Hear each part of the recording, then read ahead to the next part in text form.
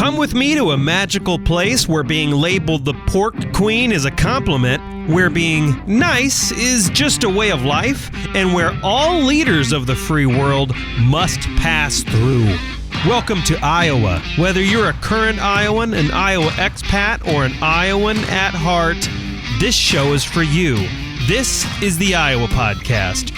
Real Iowans, real talk, no drama. I'm Justin Brady, and joining me today is Kevin Cabbage, CEO of Farmers Mutual Telephone Company. Kevin, thanks for coming on the show. I appreciate it. Thank you, Justin. Here we are the week of Christmas, so Merry Christmas in advance. I look forward to our conversation. Merry Christmas to you, too. Today, we're talking about the technology catalyst that is going to unshackle people from bigger cities and allow hybrid and remote workers to come to rural towns in Iowa. But before we do that, I'm not sure where you're listening to this show. It might be on a web page somewhere, but did you know you can subscribe to the Iowa Podcast? If you just go to iowapodcast.com, right there on the front page are a bunch of podcast player badges. If you just tap your favorite podcast player, it'll pull it up, and then you can hit the subscribe button. There's no cost. We will never, ever charge. Your credit card will never, ever be charged to listen to the Iowa Podcast. So do that today. There's a lot of interesting stuff going on in Stanton, Iowa that most people probably aren't aware of in Iowa. Now, for those who don't know where Stanton is, it's the southwest corner of the state.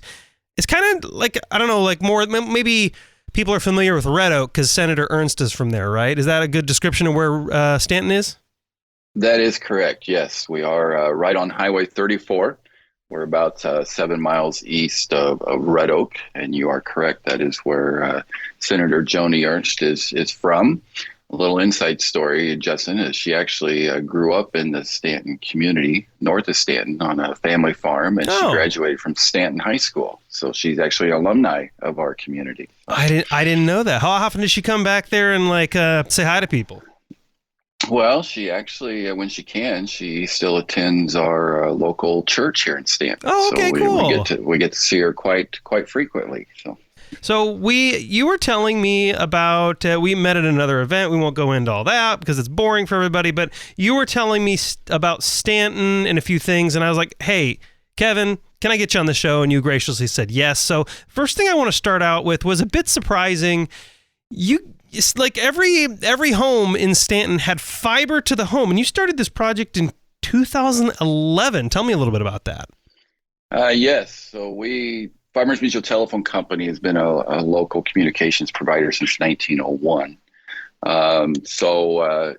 As we have transitioned into different ways of communicating with people, we started our fiber to the home project within the 5 regulated exchange areas as established by the Iowa Utilities Board in 2011.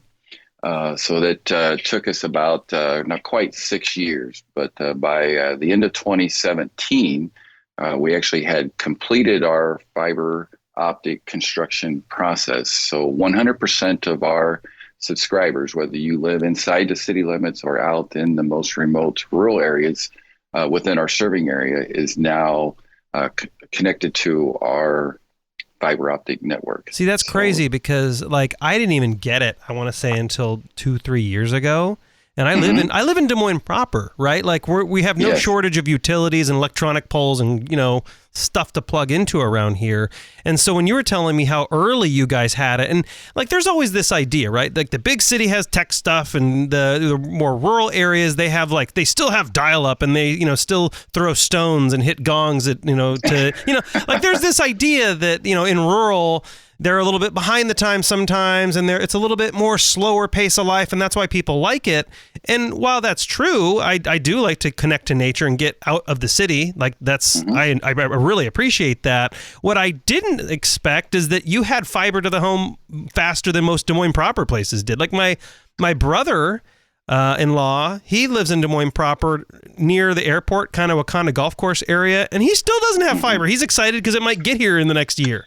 So why were you guys so early on this? Is there a reason for that? It was just, you guys wanted to blaze a trail. Is there a reason you guys were so early? Well, yes, there is, and a little bit of information for you and your listeners, Justin. And, the state of Iowa is very unique as far as how many small independent telephone companies are within the state of Iowa. There's more independent telephone companies in Iowa than there is the rest of the nation, almost combined. So, we have almost probably close to 125 small independent rural communication providers. Showing my age a little bit, I still call us telephone companies because when I started, that's what we were. We're telephone companies. But that is still something we do, but we're more focused on broadband connectivity now. So we identified this in 2011. I knew the year of our operation was based on internet connectivity and broadband bandwidth. And the only medium that was even capable of handling that well into the future was using fiber optic cable. Right. So we had a decision to make. We had a traditional copper cable network in place. And although we had maintained it very, very well, we were at a point that we really started to investing in that networking and preparing it for the future. So we started this in 2011. We used our local funds until it got to the point where it got beyond the scope of what we was capable of handling. So then we applied for funding from USDA. It's a program called the Rural Utility Services, otherwise known as RUS. So they have a what's called a telephone and infrastructure loan program. So within those 5 exchange areas, we actually qualified for some low interest loans. Interesting. So we took those out, which really made it affordable to do that. So yes, we're very thankful we did it at the time. Yeah. In addition to our own businesses and residential subscribers, there's also at the time there was, pretty significant money being put into building out cellular networks and getting prepared for LTE, or otherwise what we know now is the transition to 5G. Right. So there was a bit of demand, put upon us to connect up the cellular towers in our area as well too. So we've built a pretty robust and diverse network with our fiber optics, which leads to even a more interesting story of what makes Stanton unique. In a lot of different ways that FMTC makes Stanton unique from a technology standpoint. Yeah, as well FMTC obviously being Farmers Mutual Telephone Company is just fast to say. Most people probably aren't. I should go back a little bit, right? Because most people probably aren't familiar with what fiber. I mean, they've probably heard the term. They probably don't know why that even matters. So, is there an easy way to break that down for people? It's basically it's just extremely fast internet. You can download like a 4K movie. How fast? I don't even actually know. Well, on our network, what used to take you hours over traditional DSL modems, you can download 4K movies in less than 5 minminutes on our network. So it's probably even faster. So. And you can listen to the Iowa podcast in a millisecond instead of 4 seconds. That's correct. That is correct. But here's what's interesting about this is you had no idea. How could you know, right? How could anybody know about the COVID pandemic? And basically, that's disrupted the entire world of work now. And I was just talking to a tech person literally before this interview. We were having lunch, so like an hour ago. And they were saying they're a small town. He's a small town guy, but he's in Des Moines because he has a tech company. And he's like, I would love to live in a small town again. But historically, the problem has been internet connectivity, at least for tech companies. And for, if someone needs to work at an insurance company, the rules are they need to be in the office. And that has completely changed. So are you, because you're obviously not Stanton politics, but you are heavily involved in Stanton. Is your city kind of looking at this world of remote work and thinking, oh my word, this could be a huge moment because people, now they have the flexibility to work in a more rural area away from the noise pollution, away from the pollution, away from all the crime. Like they have that flexibility now. Is this something you're looking at? Oh, absolutely. And even prior to the pandemic, Justin, we had identified that as a growth opportunity, not only for Stanton, but all small rural communities that had the communication network in place to handle that type of broadband demand. So, for example, in 2018, the city of Stanton went through a creative placemaking process. And, we were informed of, looking into the future, when you look at the triangle that Stanton is in between the major metropolitan areas around us, being Des Moines, Omaha, and Kansas City, it was predicted that there's going to be a migration of the population out into those rural areas. So we needed to be prepared to handle that, so that when the window of opportunity presented itself, we were prepared. And so it starts with infrastructure, and then also looking at the amenities that our community can provide to attract those people to choose Stanton and Southwest Iowa as a place to live and work. But you're exactly right. It totally is based on connectivity to the world. FMTC's tagline is your connection to the world. And we take a lot of pride in that because even prior to the pandemic, we were promoting people to come live here and they can actually work from home. I hate what the pandemic caused, the pain that it caused for people. But in our world, it instantaneously changed people's opinion on how you can work from home. And with the fiber optic network that we had in place, we didn't see any stress on our network at all. It handled it perfectly well. And we still have even more capacity to handle even more. So for those people that were within our network, working from home, finding that connectivity was not a problem. It was there. Often their businesses were surprised on how well it worked. And it was more of a transition of operationally for the business and employee to get used to it, knowing that our connectivity was there. So there were some very interesting stories that came out of the pandemic. A son of an employee of mine actually teaches in Des Moines. And so during the pandemic, he came back and was staying with his parents, and while they were learning how to do classes remotely. So when the school system realized what kind of connectivity he had and the struggles that the school was having, they started running all of their scheduling of remote classes and stuff through our connection, just because it was faster and more than reliable than what they could get in the metropolitan areas.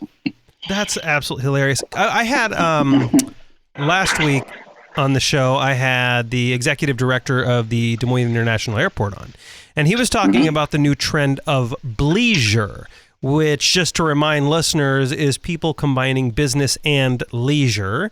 And what's interesting about that, and we didn't get into this, but what's interesting is the airline industry is actually seeing this big surge of people that have realized that with remote and hybrid work, they can work from anywhere. So there are a lot of people that are flying to exotic or just rural or different destinations or being close to family for, extended periods because they can. So does this, because you guys have in Stanton, you have this connectivity, are you starting to see people locating close to family? Are you starting to see people moving in and looking for places because you have that connectivity, or is word still getting out there? We are. And yes, the word is still getting out. Like most rural communities across the nation, there's always the issue of housing, Justin. So we are still trying to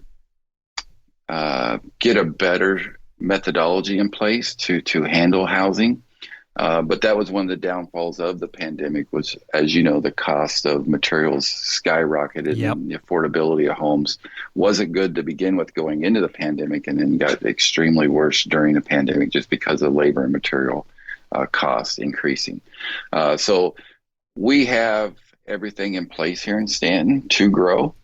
What we're really missing right now is still just a good way of developing more housing opportunities for people. So that's our biggest weakness right now, as people can look to us and want to move home and live in this area, is just having that housing available for them. Now, is it a matter of availability or cost? Because I'm Googling the costs right now, and anybody from a major metropolitan area like Chicago, even a medium market is probably going to look at Stanton's housing prices and say, oh my gosh, I could get a really good sized house for, not what it costs in a major city.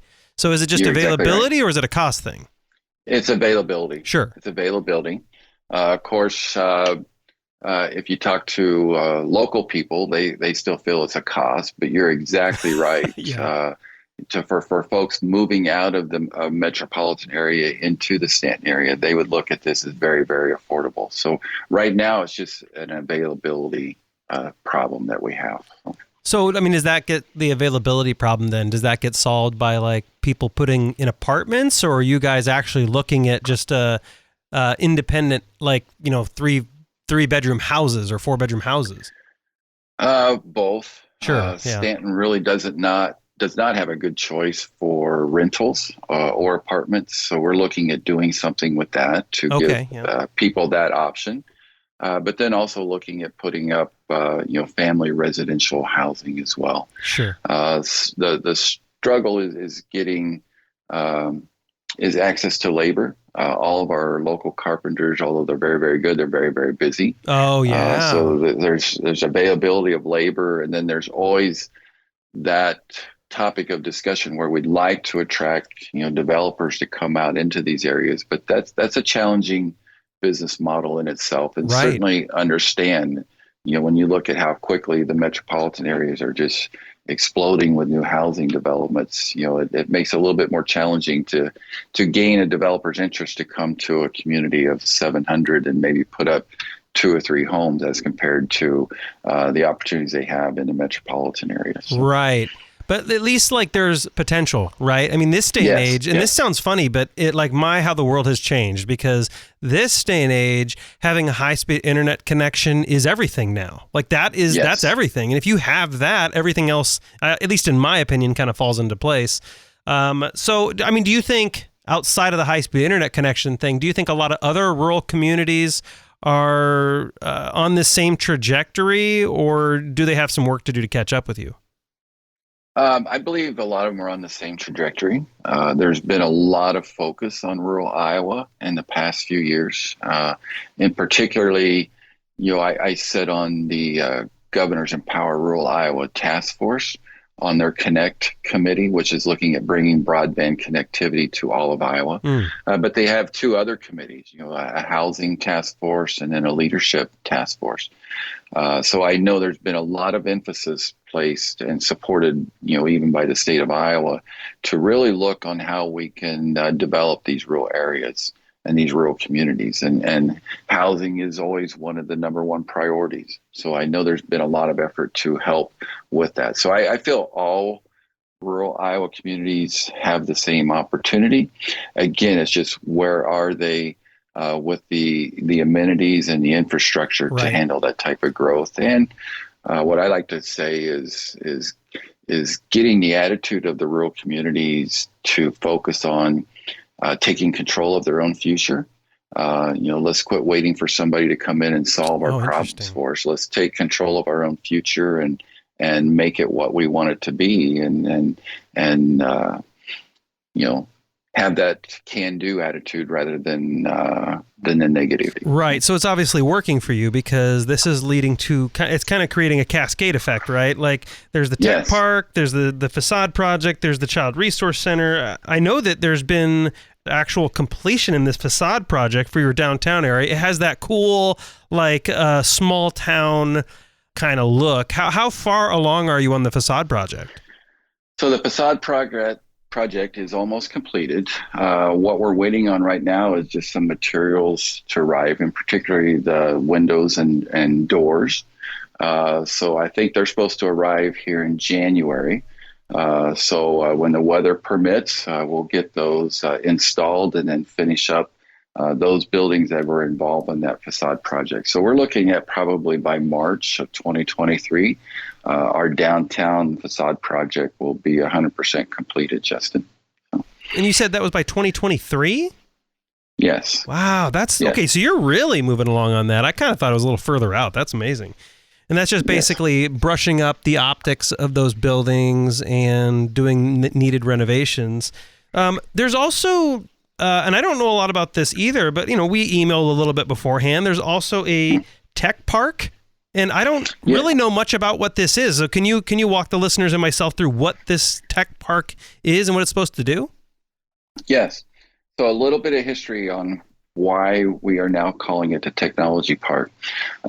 This actually started with our daycare project. So the Stanton Child Resource Center is a 501c3 nonprofit organization that's been running a daycare in our community since 2004. It's a level 5 certified daycare facility. It was one of the only in our area down here during the pandemic that stayed open during that process for to take care of the children, those key people that needed to continue to work. So as we look to build a new daycare, just north of the daycare on the northern side of Stanton, the Stanton Area Industrial Foundation owned a parcel of land that was about 20 acres.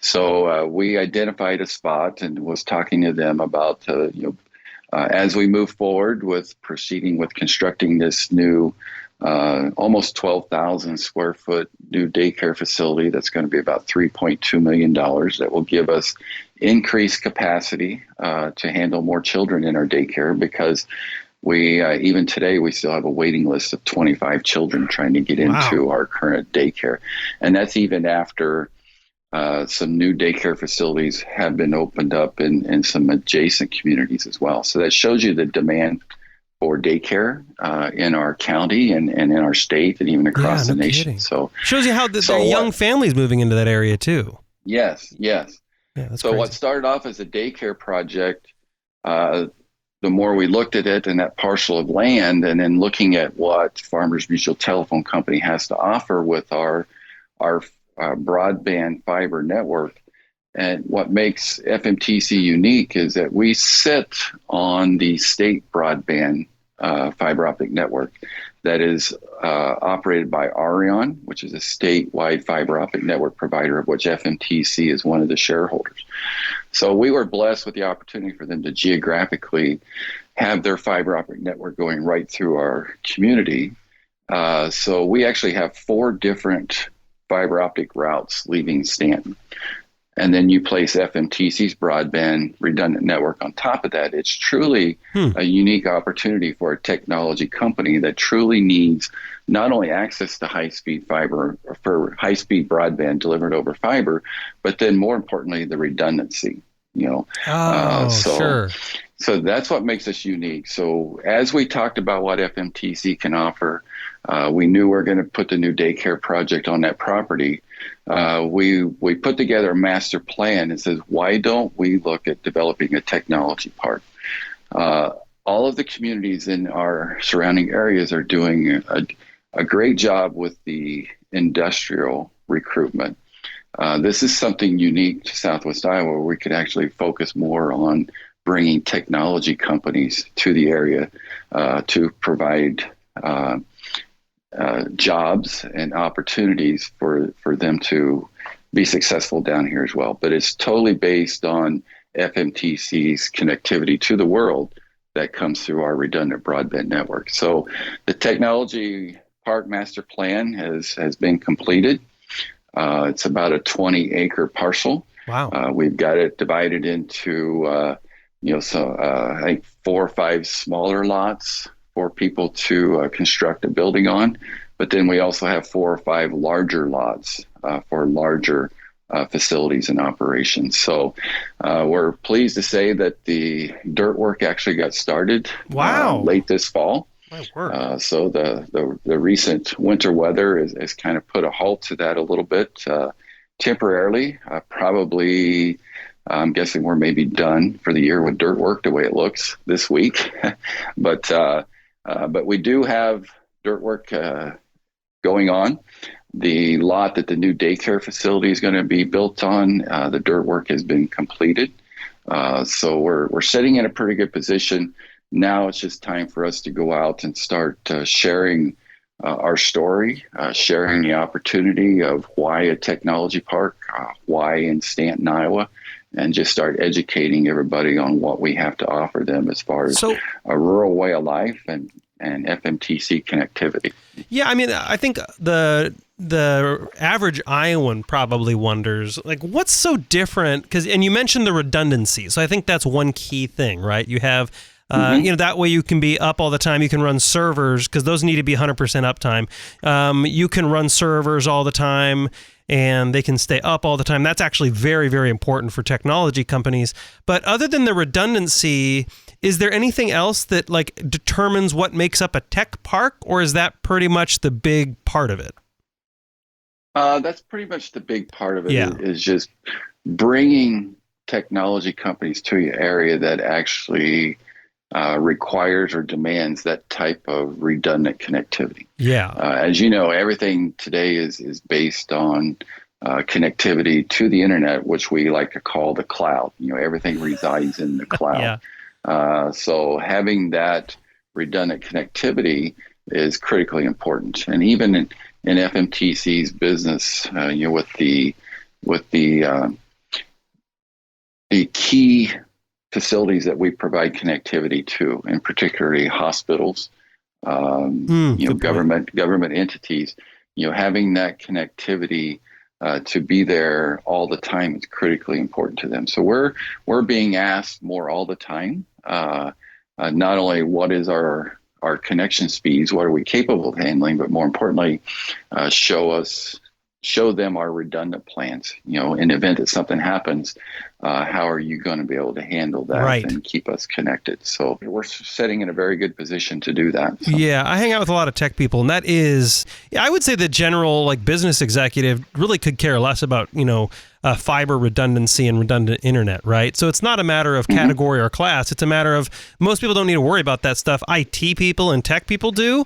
And that is a big, big flipping deal to have a very solid connection. And a lot of people don't understand, like, internet connection isn't just a matter of speed either. There's latency that is a consideration. There's uptime. There's connection strength. There's a lot of different factors. And those are the things that you're really prioritizing with this tech park, is what it sounds like. And especially as people and companies are moving into like VR and AR uses, and we're seeing more practical purpose. I think the metaverse is kind of silly, at least the way we're looking at it now.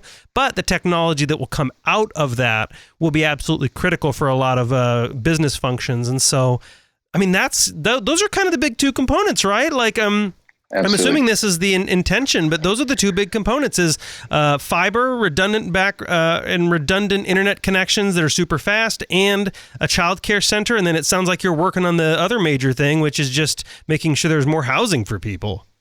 That is correct. I wanted to leave the last minute. I wanted to briefly touch on what's up with this 3D printer I'm hearing about. There's like a house 3D printer in Stanton. What's up with this thing? Yes, there is. Yeah. Well, I talked about the need for housing. One of the options that FMTC has been involved with in the last 2 years is looking at a different approach to construction methods for producing housing. And obviously, we want to try and drive the cost down and build a structure that will actually lower your cost of ownership. So what I mean by that is there's always going to be that initial capital cost to construct a home, but after it's constructed, what is it actually going to cost you to own that home and maintain it? So we had the opportunity to create a new company in partnership with a gentleman. So we are owners in Allquist 3D. We started that over 2 years ago. We've purchased a 3D printer. Allquist 3D is actually now has printed 4 homes out in Virginia area with the Habitat for Humanity. Wow. So this past summer, we actually brought that 3D printer to Stanton, and we have it set up here, and we're continuing to learn. We're continuing to experiment, with the materials science behind that. Yes, you're printing concrete, but as anybody that deals with concrete, it's pretty key, the material science that goes into that to make sure that it's suitable for our environment here. So as we're continuing to learn that technique, we've been experimenting with it here in Stanton this summer. Some exciting news starting to circulate here within the state of Iowa. with Allquist 3D and some other communities that are looking to bring this type of construction methodology to their communities as well. But FMTC, the reason we got into it is we're in a business, what I call is our broadband underground fiber optic cable. We can't pick it up and move it. Right. It's a fixed asset in the ground. So we need to make sure we're investing back into our communities and helping with this housing situation, which then will be here in our community for a long, long time. And then they'll be customers of FMTC for a long, long time with our fiber services. So we're trying to help the housing situation by looking at some new construction methods using the 3D printing. It's pretty exciting, but it's still new. There's still a lot to learn, but we're pretty excited what we're going to do. What we've also discovered, Justin, in addition to doing housing, during this pandemic and the material supply chain issues that we experienced, just trying to get, products for our own construction projects. For example, we're completely underground with our fiber optics. So, right. Every time we go by a house or we have to put what we call a vault. It's like a manhole in the ground. Yep, and you have that to we run the fiber into and make. Well, we were having trouble getting supplies of vaults, and the cost of those vaults increased, dramatically. So with this 3D printer, as we experiment with the material science of the concrete, we're experimenting by making our own underground vaults. Oh, interesting. That's fascinating. So we're starting to manufacture things for ourselves for our main operation, which is continue to build and maintain a fiber optic network.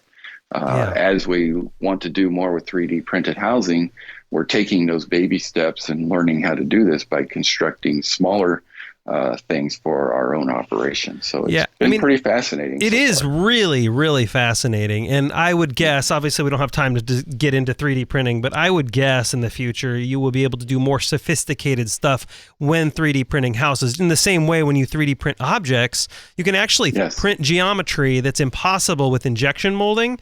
And so I'm kind of wondering if we'll be seeing some crazier housing structures in the future, more robust, more durable because of this, but that's probably a topic for another time. Kevin Cabbage, CEO of Farmers Mutual Telephone Company in Stanton, Iowa. If people are hearing you right now, tech companies are hearing this and they want to move in, they want to make a home there, what's the best way to reach out? Is it just to go to your website? Is there a government website they should go to? What's the easiest way? Well, the easiest way is just go to FMTC's website. So it's myfmtc.com. Okay. Or they can reach out to me. My email address is kcabbage@fmtcnet.com. So I would love to answer any questions that anybody may have, or just share what we're doing too. Yeah. I mean, we're here to help serve and support one another. I don't think there's anything, tremendously unique about what we're doing, but we'd love to share our testimony because we want to help others and we want to learn from other people as well. Yeah, so, I'm really curious. I really think there's going to be a push for people wanting to move into rural communities, and now with like internet connections like this, that's very possible. So I really appreciate your time. For those of you driving, I will put all that on the iowapodcast.com. It's myfmtc.com. Obviously, I won't put Kevin's email address there for obvious reasons, but if you do reach out to us, it's really easy to get in touch with the Iowa Podcast. Go to iowapodcast.com, reach out, and I will make sure to connect you with Kevin. Kevin, thank you so much for coming on the Iowa Podcast. Thank you, Justin, for this opportunity, and to you and all your listeners, have a very Merry Christmas. Please, let's slow down and enjoy this season, and let's get prepared for 2023, which I feel is going to be a fascinating year. And to my fellow Iowans, Iowa expats, and Iowans at heart, thanks for listening and subscribing to the Iowa Podcast.